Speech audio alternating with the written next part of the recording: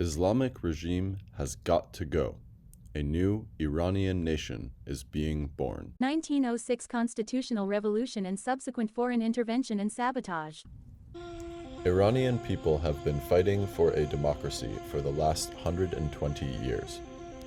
First calls for justice and the rule of law started with the constitutional revolution of 1906. As a result, the Qajar dynasty king, called Shah in Persian, relinquished his absolute power and approved creation of the House of Justice and constitutional monarchy. Constitution was drafted by Western-leaning intellectuals and progressive clergy despite opposition from the traditional religious sects, and subsequently, Parliament was formed. This was pretty advanced for those times and region.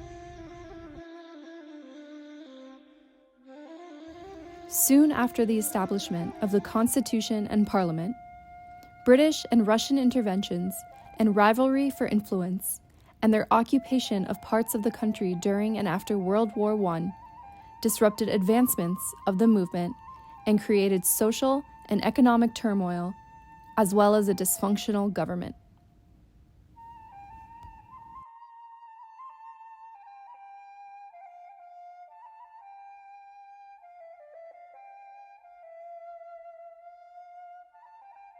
(1921) military coup. First Pahlavi. Reza Shah modernization. 1925 to 1941. During the occupation and after World War I, due to a powerless central government, the country was divided into autonomous regions and ruled locally. In 1921, the British, to prevent socialist Russian infiltration, planned out a military coup, which was conducted by military strongman Reza Khan. He was able to shore up the fractured country and stabilize the situation. In 1925, the parliament voted to end the Qajar dynasty rule and appoint Reza Khan as the king. In Reza Shah's 16 years of reign, he established a strong central government and brought some of the ideals of the constitutional movement to fruition, including civil judiciary and a modern education system. Under Reza Shah's rule, the foundation of a modern Iran was put into place and the economy grew at a fast pace. However, while the economy was growing, democratic ideals were not. Free elections and political expression were sacrificed by Reza Shah to ensure his undisputed control and power. He removed and imprisoned some of his advisors and ministers, the same men who were instrumental in shaping the modern Iran. 1941 to 1953. World War II Allied occupation. Second Pahlavi reign. Relative democracy. Oil nationalization. U.S.-British coup. In the year 1941, in the midst of the Second World War, Iran was occupied by British, Russian, and later American forces and used as a military supply route to Russia. Iran was dubbed the Bridge to Victory. The Allies commandeered Iran's means of transportation and seized food and fuel. As a result, the nascent economy and infrastructure took a toll and famine plagued the country. This occupation forced Reza Shah to depart the country, and his young son, Mohammad Reza, became the king.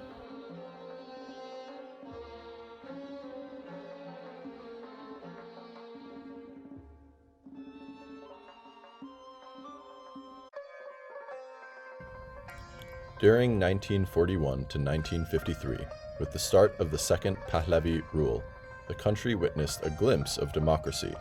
Political parties and free press and assembly flourished, and elections became relatively free. But that ended with the U.S.-British coup of 1953 and overthrow of the elected, nationalist and democratic government of Prime Minister Dr. Mossadegh. The coup was in opposition to the nationalization of oil and the fear, by the West, of a communist takeover and Soviet influence. This was a turning point in people's and intellectuals' sentiment and mindset towards the West and the late Shah's regime, a deep resentment that played an important role later in the 1979 revolution.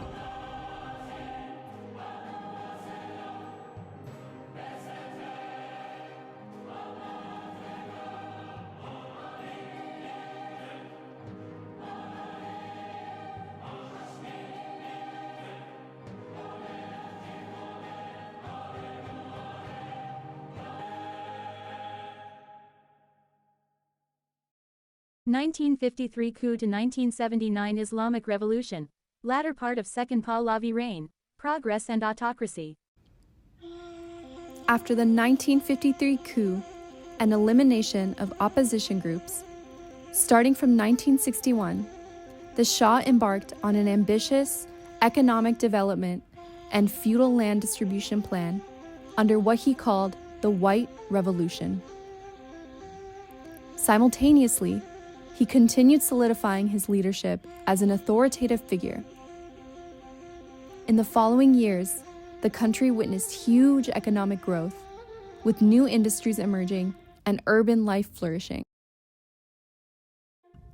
However, around the same time, dissent started to grow among intellectuals longing for political freedom, and at the same time, clergy, taking advantage of failures of nationalist and leftist political groups to deliver political change, mobilized their propaganda machine and established a vast network, especially among lower classes and students.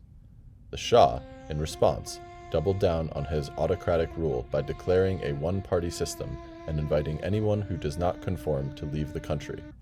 February 1979 Revolution, Islamic Republic is established. In the late 1970s, economic growth slowed down and inflation was on the rise. On the political scene, massive, continuous marches involving millions had spread across the country, engulfing the government. People were demanding the ousting of the Shah and the monarchy. Ayatollah Khomeini, the charismatic leader of the Islamic Revolution, deceptively portrayed a utopian vision of society under Islamic rule. The majority of people, including intellectuals, were convinced by this portrayal. Khomeini was given a safe haven and a platform in Paris to lead the movement inside Iran. The West gave up on the Shah, facilitating the Islamists' takeover. Western leaders gave Khomeini a green light in the Guadeloupe Conference. The U.S. forcefully convinced Iranian generals to surrender to the revolutionaries.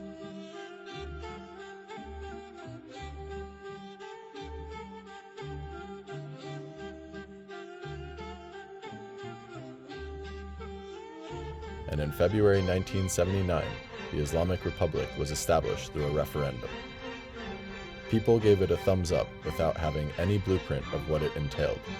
They had given Khomeini a blank check.